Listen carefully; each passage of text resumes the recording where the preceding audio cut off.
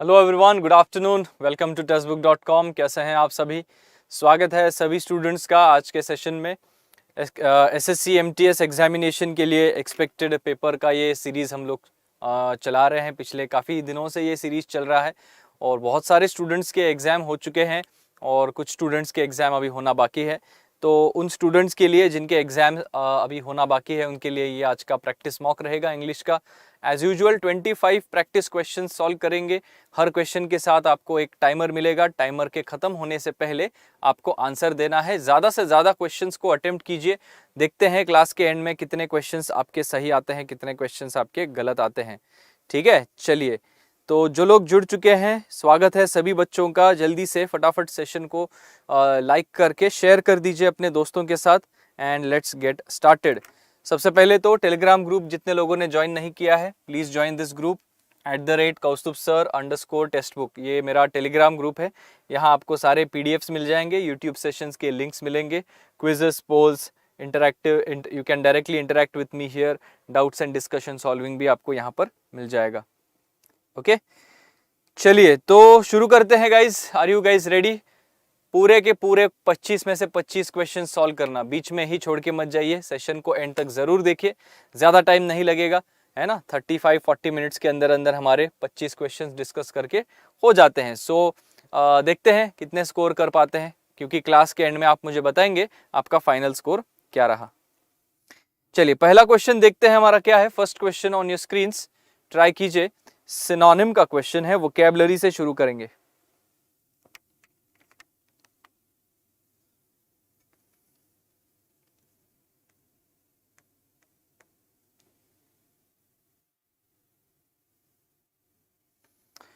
The effect of these infacilities conspire to make crucial points of this argument or of his argument unclear and suggestive.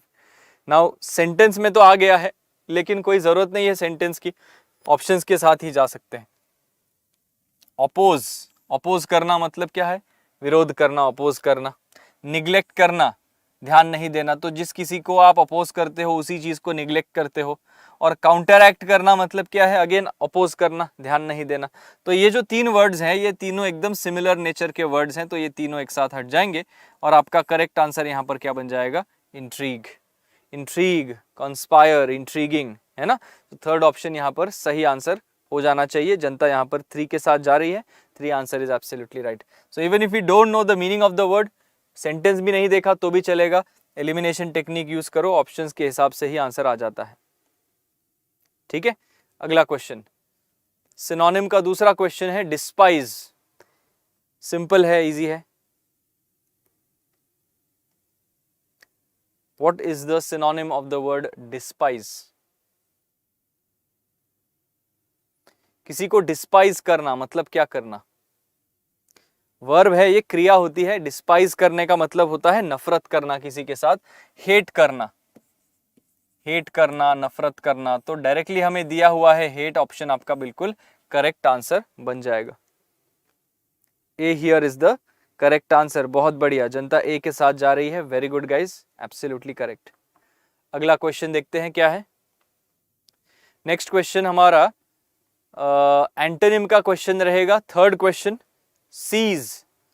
Seize इस word का opposite word क्या होगा?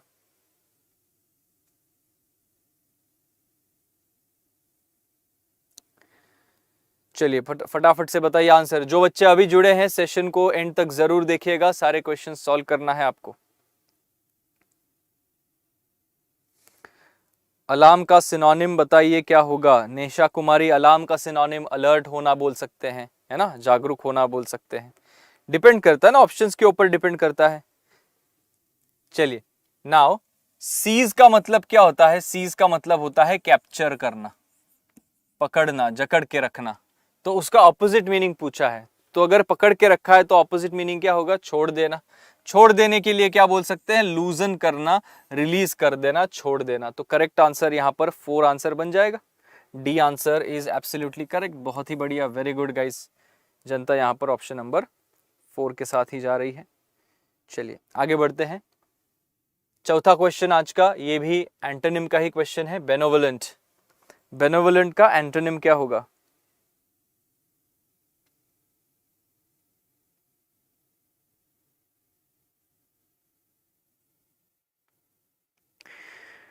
Alarm का synonym panic यहाँ पर आ जाएगा फिर। I was alarmed by the sound of the, क्या बोल सकते हैं, by the noise of the bomb. I was alarmed, I was alarmed means I was basically alert, panic के सेंस में, डर जाने के सेंस में हो सकता है। चलिए, बेनोवोलेंट का मतलब क्या होता है? बेने, ये पॉजिटिव नेचर का रूट वर्ड है ना, BENE, ये एक रूट वर्ड होता है जिसका मतलब होता है गुड, किसी चीज की भलाई, किसी चीज की अच्छाई। तो ये एक पॉजिटिव नेचर वाला वर्ड होता है। बेनोवोलेंट का मतलब होता है ऐसा पर्सन जो बहुत ही जनरस है, दूसरों की मदद करते हैं, है ना। जनरस ये सिनोनिम बनता है बेनोवोलेंट का। समैरिटन भी वही होता है, गुड समैरिटन जिसे हम कहते हैं, दूसरों की मदद करने वाले। एंड कॉन्शियस का मतलब क्या होता है? जो जागरूक होते हैं, कॉन्शियस होते हैं। तो ये सारे वर्ड्स आपके पॉजिटिव नेचर वाले वर्ड्स हैं, तो ये हट जाएंगे। हमें नेगेटिव नेचर वाला वर्ड चाहिए, कैलस। कैलस का मतलब होता है जो दूसरों के दूसरों के बारे में कुछ ज़्यादा सोचते नहीं है, जो बेनोवोलेंट नहीं होते, जनरस नहीं होते, थोड़ा नेगेटिव नेचर का ये एडजेक्टिव है। तो करेक्ट आंसर आपका यहाँ पर कैलस जो है वो बिल्कुल सही बन जाएगा। Option number 2 here is absolutely correct. Okay, चलिए अगला क्वेश्चन देखते हैं। हमारा ईडियम का क्वेश्चन आ गया, to turn the corner. To turn the corner, इस ईडियम का मतलब क्या है? बताइए फटाफट से सभी बच्चे।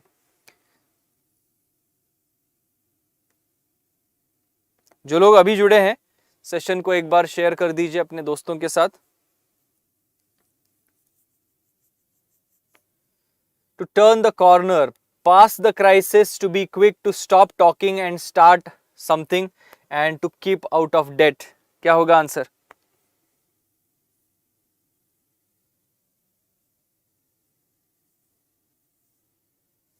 To turn the corner, to turn the corner का मतलब होता है अगर आप अपनी जिंदगी में किसी क्राइसिस से गुजर रहे हो, अगर आप कोई किसी प्रॉब्लम से गुजर रहे हो और अचानक से वो प्रॉब्लम कम होता हुआ दिखाई देता है, तो आप ये इडियम का इस्तेमाल करते हैं, टू टर्न द कॉर्नर।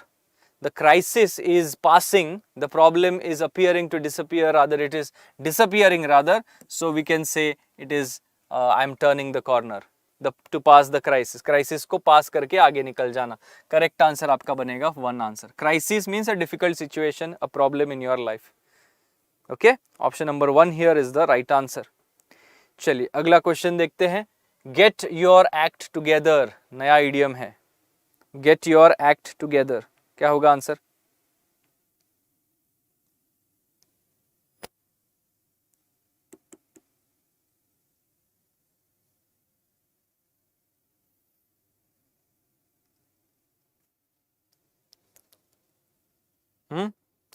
आपने वो फिल्म देखी है वेलकम, नाना पाटेकर और अनिल कपूर वाली? उसमें नाना पाटेकर का एक फेमस डायलॉग है, कंट्रोल नहीं क्या, कंट्रोल मजनू कंट्रोल, और कंट्रोल उदय कंट्रोल। मतलब क्या है? Basically he is trying to say get your act together, control करो अपने आप को, भावनाओं में बहक मत जाना, है ना। So control things in a better way, क्या बोल रहे हो? कंट्रोल मजनू कंट्रोल, सही है। Option number 3 here is the correct answer, gate your act together.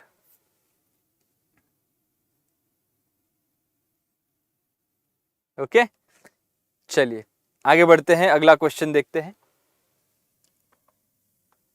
Next question, a perfect storm, a perfect storm, storm, storm का मतलब क्या होता है? बवंडर वगैरह जिसे हम कहते हैं ना, एकदम परफेक्ट स्टॉर्म को क्या क्या कहेंगे?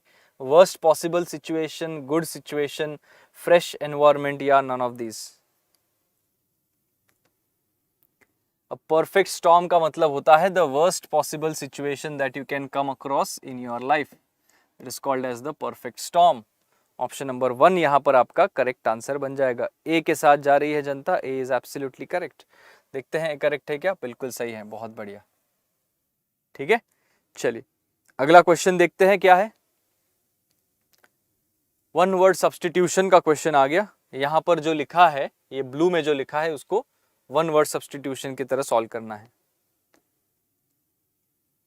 What is the material that changes naturally by the action of bacteria is called?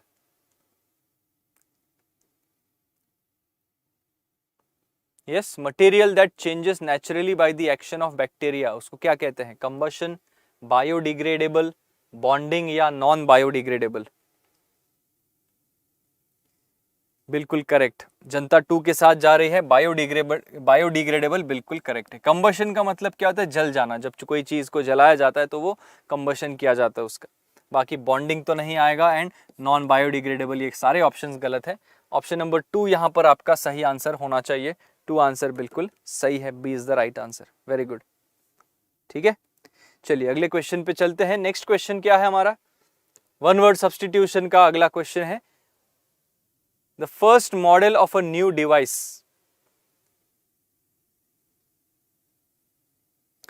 The first model of a new device क्या होता है?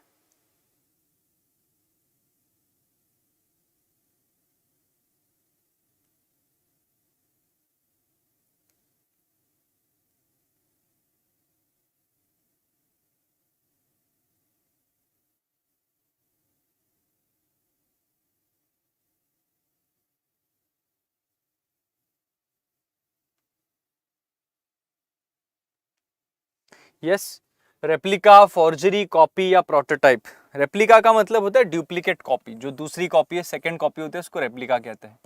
फॉर्जरी का मतलब होता है फेक, जो फेक पासपोर्ट और फेक पेंटिंग्स बनाते हैं ना, उसको फॉर्जरी कहते हैं। और कॉपी का मतलब भी वही होता है, सेकंड कॉपी, ये नहीं आएगा। प्रोटोटाइप, प्रोटोटाइप का मतलब होता है पहली बार जब आप कोई चीज बनाते हैं, मॉडल को एक डिवाइस में कन्वर्ट करते हैं, तो उसको प्रोटोटाइप कहा जाता है। Option number 4 here is the correct answer, absolutely correct. Okay, चलिए आगे बढ़ते हैं, अगला क्वेश्चन देखते हैं। दीपक रावल, ये क्लास जो है नॉर्मली शाम को 7 बजे भी होती है। दोपहर को 2 बजे हम लोग एक्स्ट्रा सेशन ले रहे थे एमटीएस एग्जाम के लिए, लेकिन ये 2 बजे का जो सेशन है ना, वो आज का हमारा आखिरी सेशन रहेगा, ठीक है। नॉर्मली जो हमारी 7 बजे की शाम की सेशन रहती है वही कंटिन्यू रहेगी मंडे से।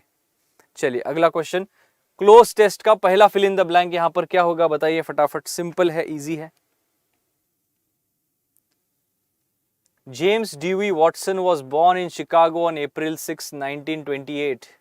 In 1947, he received a BSc degree in zoology. During these years, his interests in bird watching had matured into a serious dash to learn genetics. A serious desire, इच्छा हो गई थी उनकी, desire है ना, बहुत तीव्र इच्छा, to learn genetics. desire सही होना चाहिए और desire आपका बिल्कुल सही आंसर है, बहुत बढ़िया। ए के साथ जा रही है जनता, ये बहुत ही करेक्ट आंसर है। अगला क्वेश्चन देखते हैं, second fill in the blank, यहां पर क्या होगा बताइए। This became possible when he received a fellowship for graduate study in zoology at Indiana University, Bloomington, where he received his PhD degree in 1950 on a study of the dash of hard X-rays on bacteriophage. Study of the dash of hard X-rays on bacteriophage. Effect होता है ना, परिणाम। Hard X-rays के परिणाम क्या होंगे bacteriophage के ऊपर? परिणाम को हम क्या बोलेंगे? इफेक्ट बोलेंगे। परिणाम, इफेक्ट आएगा आपका। Correct answer should be option number 3 here. तो study the effect of something on something, तो ये स्टडी करते समय उन्होंने क्या किया? He met, third fill in the blank देखते हैं, he met Crick and discovered dash common interest.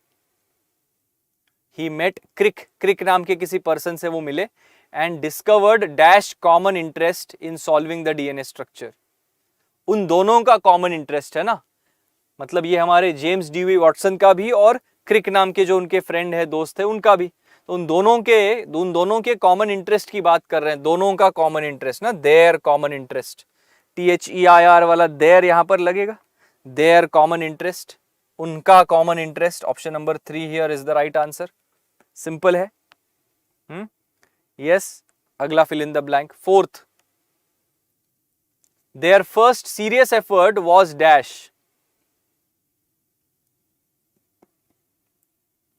उनका पहला सीरियस एफर्ट कैसा था?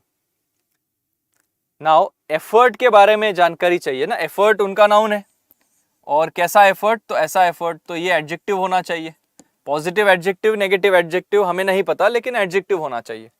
सेटिस्फैक्टरीली ly लगा के आ गया तो ये एडवर्ब बन गया, हमें एडवर्ब नहीं चला सकते हम लोग। सेटिस्फाई ये वर्ब होता है, ये वर्ब भी नहीं चलेगा। Their first effort was well, या फिर their first effort was unsatisfactory, their first effort was unsatisfactory. Unsatisfactory का मतलब ज्यादा उनको अच्छा रिजल्ट नहीं मिला, जितना चाहिए था उतना रिजल्ट आपको नहीं मिला। फोर्थ ऑप्शन करेक्ट है। Last fill in the blank, पांचवे फिलर में क्या वर्ड होगा? Their second effort based upon more experimental evidence and better appreciation dash the nucleic acid literature. Appreciation इस नाउन के बाद हम कौन सा प्रीपोजिशन यूज करते हैं? एप्रिसिएशन के बाद कौन सा प्रीपोजिशन लगाते हैं? फॉर, ऑफ, इन या फिर at? Appreciation in the nucleic acid literature या appreciation of the nucleic acid? Of आएगा, इन आएगा या फॉर आएगा या एट आएगा? क्या होगा आंसर? ये सारे प्रीपोजिशंस के ऑप्शंस हैं। एप्रिसिएशन इन के साथ जा रही है जनता, देखते हैं इन करेक्ट है क्या? तो इसका करेक्ट आंसर होगा ऑफ। एप्रिसिएशन के बाद हम कौन सा प्रीपोजिशन यूज करते हैं? तो नॉर्मल सा कोई सेंटेंस बना के देखो अपने पर्सनल लाइफ का। His appreciation of my efforts is all what I need, is all that I need. Appreciation of the other person's efforts is all you should do. तो appreciation इस noun के बाद लगने वाला preposition ये क्या होता है? Off होता है। ये fixed preposition होता है, ये change नहीं होता। समझ में आ रहा है? इसलिए यहाँ पर ऑप्शन नंबर 2 जो है वो करेक्ट आंसर है। ओके कविता, देखिए एड्रेस मिसमैच अगर हो गया तो अभी कुछ कर नहीं सकते, एग्जाम हॉल पे जाके देखिए, जो होगा वो अभी आपके हाथ में कुछ है नहीं वैसे। चलिए ट्राई करते हैं second fill in the blank, sorry second next question अपना फिल इन द ब्लैंक के ऊपर single filler. She dash her portrait in the main hall. Now she dash her portrait in the main hall, क्या होगा? Hang तो नहीं आएगा क्योंकि ये प्रेजेंट टेंस में है। अगर प्रेजेंट टेंस में लिखना ही है तो हैंग्स एस लगा के V5 सिंगुलर वर्जन होना चाहिए, क्योंकि शी आपका सब्जेक्ट है। तो अगर ये लिख दिया तो सब्जेक्ट वर्ब एग्रीमेंट गलत बनेगा। हैड हंग्ड ऐसा कोई वर्ड नहीं होता। HUNGED ये वर्ड नहीं होता, या तो HUNG हंग होता है या फिर HANGED हैंग्ड होता है।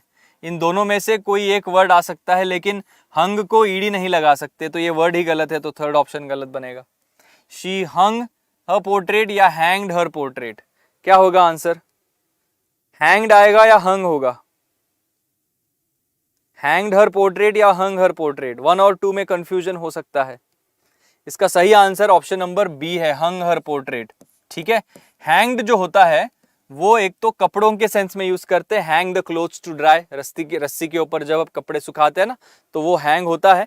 और फांसी जब किसी को देते हैं तो he was hanged to death वैसे बोलते हैं।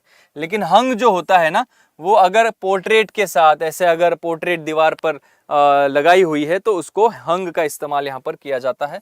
सो option number 2 is the correct answer. Vocabulary का पूरा खेल है ये, एंड वोकैबुलरी आपकी स्ट्रांग होनी जरूरी है यहाँ पर। चलिए अगला question, second fill in the blank हमारा आ गया, ट्राई कीजिए। अर्पिता नहीं, मैं रीजनिंग नहीं पढ़ा था, रीजनिंग पढ़ाते हैं हमारे अभिनव सर एसएससी के लिए।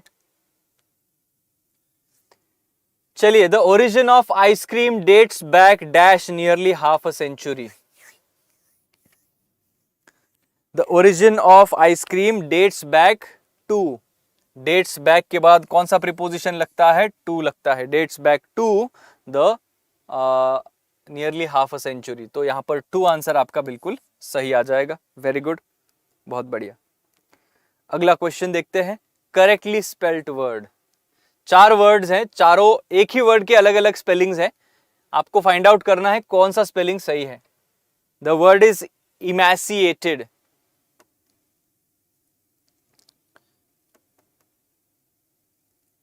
इमैसिएटेड। नाउ ये एक्चुअली ना 2 वर्ड्स हो सकते हैं, कंफ्यूजन कॉज हो सकता है।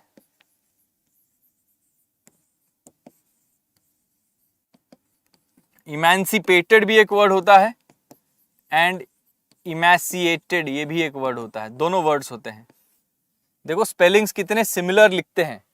इमेंसिपेटेड, तो यहां पर लोगों ने इमैन लगा दिया है ए और 1 और 4 में, तो हमारा इमेंसिपेटेड बन सकता था, लेकिन इमेंसिएटेड और इमेंसिएटेड ये दोनों वर्ड्स नहीं बनते। अगर मैन लिखना है ना MAN, तो आगे जाके P लिखते हैं। इमेंसिपेटेड, इमेंसिपेट करना मतलब फ्रीडम दे देना, फ्री कर देना, छोड़ देना, वो होता है इमेंसिपेट करना, ठीक है। और इमेसिएटेड, इमेसिएटेड का यहाँ पर आपका करेक्ट स्पेलिंग है ऑप्शन नंबर 3 वाला। इमेसिएटेड का मतलब होता है someone who is very weak, जो बहुत ही कमज़ोर है, जो थक गया है, टायर्ड है, स्पेशली किसी बीमारी के बाद में, है ना। आप 2-3 हफ्ते आप बीमार थे कोविड-19 के वजह से, तो जो बॉडी की वीकनेस होती है ना, उस वीकनेस के साथ एसोसिएटेड ये वर्ड है। ऑप्शन नंबर 3 यहाँ पर करेक्ट आंसर होगा इमेसिएटेड। अगला क्वेश्चन देखते हैं, एधरेंट। एधरेंट ये भी एक एडजेक्टिव है, बहुत अच्छा वर्ड है, ट्राई कीजिए। What is the correct spelling?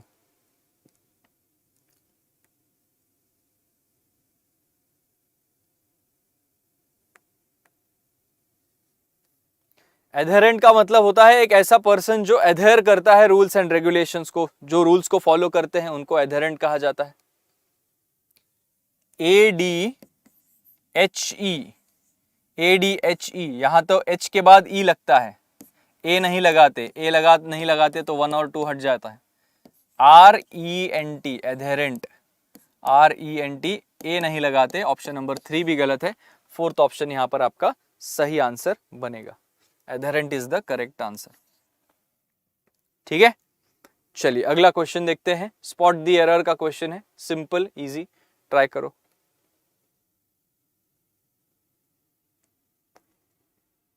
Arpita says आप प्रोनाउंस करते हो तो स्पेलिंग पता चल जाता है, बहुत बार वैसा ही होता है ना, so many words are spelled as they are pronounced, so it becomes easier. As the letter was meant directly for the king, they wrote them carefully. As ये because की तरह पढ़ो इसको, because the letter was meant directly for the king, ये letter जो है वो directly king के लिए ही लिखा गया था। दे मतलब उन्होंने, पता नहीं किसने लिखा है।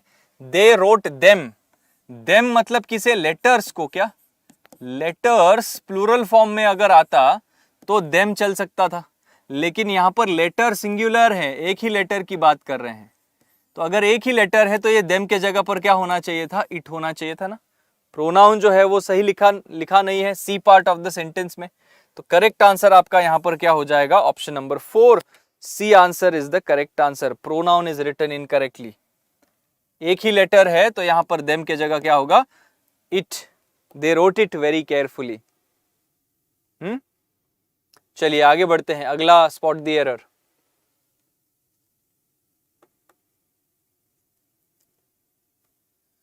I hope that you remember this lesson since a long time. सुन के भी अजीब लगता है, देखो इंट्यूशन से सॉल्व हो जाता है ये question. I hope that you remember this lesson since a long time.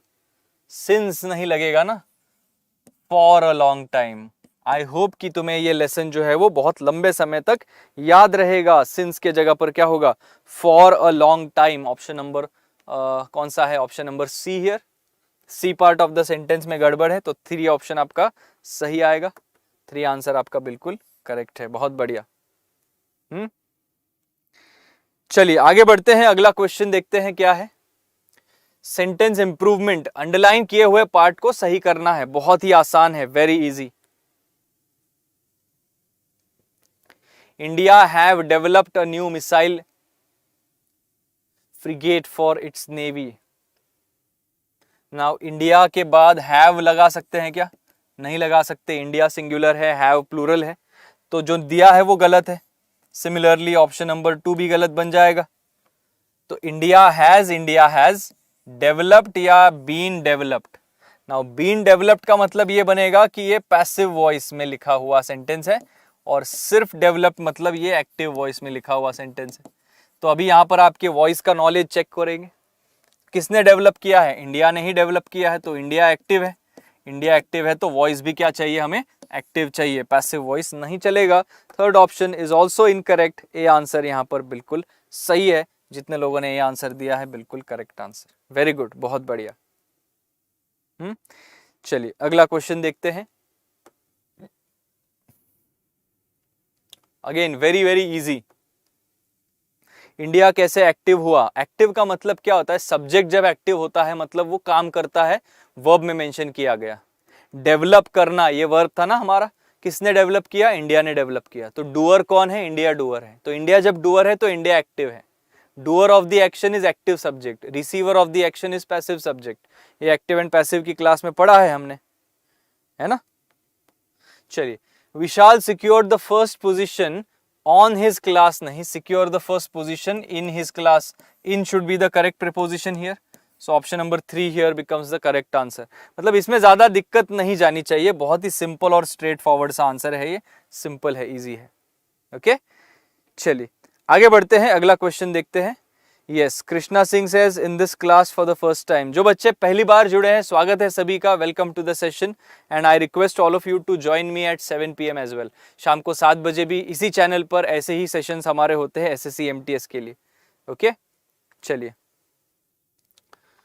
A tall building prevented me from see that shop, what will be the correct answer?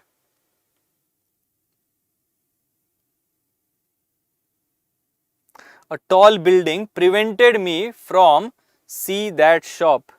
यहां पर prevented एंड from के बाद लगने वाला जो वर्ड होता है ये हमेशा gerund फॉर्म में आता है। She prevented me from going out। I prevented him from doing something foolish। The police prevented the crime from happening। सारी चीजों में देखो हैपनिंग, डूइंग, गोइंग, आईएनजी लगता है ना, तो ये सी का भी आईएनजी क्या लगेगा? सीइंग लग जाएगा। Prevented someone from doing something, तो seeing option number 4 here is the correct answer. ING लगना चाहिए, प्रिवेंट फ्रॉम के बाद हमेशा आईएनजी लगता है, जिरंड लगता है। ठीक है, चलिए अगला क्वेश्चन। रॉन्गली स्पेल्ड वर्ड, अभी स्पेलिंग का ही क्वेश्चन है लेकिन दूसरा है। इनमें से कौन से वर्ड्स का स्पेलिंग गलत है?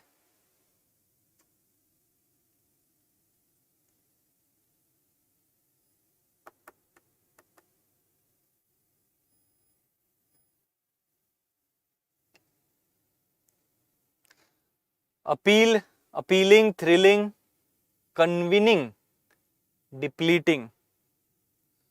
अपीलिंग का स्पेलिंग सही है, अपील करना। थ्रिलिंग का स्पेलिंग सही है, डिप्लीटिंग का स्पेलिंग सही है, डिप्लीट मतलब खत्म हो जाना।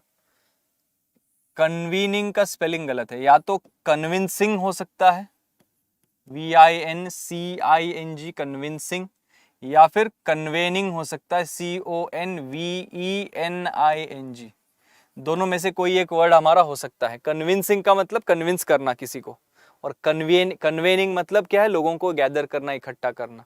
तो ये दोनों स्पेलिंग्स नहीं है, ऑप्शन नंबर 3 आपका करेक्ट आंसर बनना चाहिए।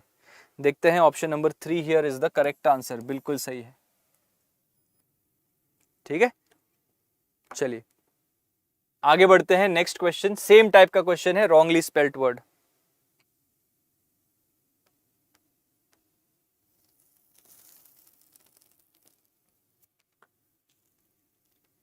Select the wrongly spelt word. Allotted, throttled, appalled and flattered.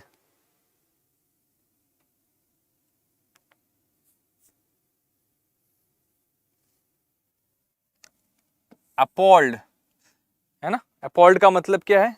Basically feeling of disgust. I was appalled by his behavior. I was appalled by her behavior. Feeling disgusted, irritated. तो correct spelling है, spelling correct है तो गलत option बनेगा। Flattered spelling correct है। Flatter करना मतलब क्या है? इंप्रेस हो जाना। Don't flatter me, don't try to impress me, वैसे। ठीक है, थ्रॉटल्ड का स्पेलिंग भी करेक्ट है। थ्रॉटल ये नॉर्मली स्पीड और एक्सेलरेशन के साथ यूज होता है। ओके, और अलॉटेड, अलॉटेड का स्पेलिंग गलत है। ALLOTTED, टी भी 2 बार लगता है और एल भी 2 बार लगाते हैं। यहाँ पर सिंगल एन लिखा हुआ है, सिंगल एल नहीं चलेगा। Option number 1 here is the correct answer. ठीक है, रुतवा पटेल बोल रहे हैं stay home stay safe. Spam मत करना प्लीज रुतवा पटेल, नहीं तो ब्लॉक कर दिया जाएगा। ठीक है, स्पैमर्स के खिलाफ बहुत ही स्ट्रिक्ट यहाँ पर हम लोग पॉलिसी रखते हैं। जॉनी सिन बर, okay, in this class, is this class relevant for SSC GD exam? Yes, it is relevant for GD exam.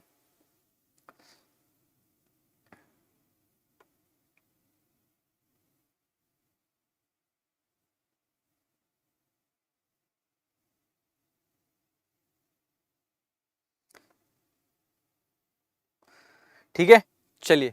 सो ये हमारा आखिरी क्वेश्चन था आज के सेशन का, 25th क्वेश्चन। आपका स्कोर कितना आया आप सभी बच्चे एक बार कमेंट सेक्शन में मुझे बता दीजिए। And before we end the session, सारे नए बच्चों के लिए एक खास अनाउंसमेंट है। अगर आप एसएससी एग्जाम्स की प्रिपरेशन कर रहे हैं, अगले साल के किसी एग्जाम को टारगेट करने वाले हैं, तो टेक्स्ट बुक के ऐप के ऊपर एक नया बैच लॉन्च होने वाला है 1 दिसंबर से। 1 दिसंबर से ये बैच लॉन्च होने वाला है। This is called SSC live coaching for freshers 1 year course batch 2। Batch 1 already शुरू हो चुका है, बैच 1 ऑलरेडी फुल भी हो चुका है, इसलिए बैच 2 हम लोग शुरू कर रहे हैं 1 दिसंबर से। 400 से ज्यादा लाइव क्लासेस, 10,000 से ज्यादा practice questions, 50 tests, more than 150 PDF notes, इतने सारे फीचर्स आपको एक जगह पर मिल जाएंगे। ये बैच सारे एसएससी एग्जाम्स के लिए होगा, क्योंकि ये बेसिक टू एडवांस पूरा का पूरा सिलेबस कवर होगा, ग्रामर, वोकैबुलरी, सब कुछ। इसमें सिर्फ इंग्लिश ही नहीं, आपको मैथ्स, रीजनिंग, जीए सब कुछ में यहाँ पर कवर करेंगे। ये हमारी फैकल्टीज की टीम है जो आपको इस बैच में पढ़ाएंगे। अगर आप इंटरेस्टेड हैं, एनरोल करना चाहते हैं, तो ये कोड मेरा आप यूज कर सकते हैं, KAUSTUBHM, कौस्तुभ M, ये मेरा कोड है। इस कोड को अगर आप यूज करेंगे तो 20% डिस्काउंट मिलेगा on this particular batch and on any paid batch. Text book के ऐप पर कोई भी बैच आपको ज्वाइन करनी है तो ये कोड आप डेफिनेटली यूज कीजिए। This is my referral code. Okay, चलिए। सो आज की क्लास में हम यहीं पर रुकते हैं। Thank you so much all of you for joining and watching the session. I hope you enjoyed the session. अच्छा लगा है तो लाइक कीजिए, शेयर कीजिए अपने दोस्तों के साथ, और सब्सक्राइब कीजिए हमारे चैनल को अगर अभी तक सब्सक्राइब नहीं किया है। एंड लास्टली शाम को 7 बजे भी फिर मिलेंगे ऐसे ही प्रैक्टिस मॉक के साथ, 25 न्यू क्वेश्चंस के साथ। तो आप शाम को 7 बजे भी जुड़िएगा हमारे साथ। ओके, चलिए, bye guys, take care all of you, have a good day. मिलते हैं शाम को।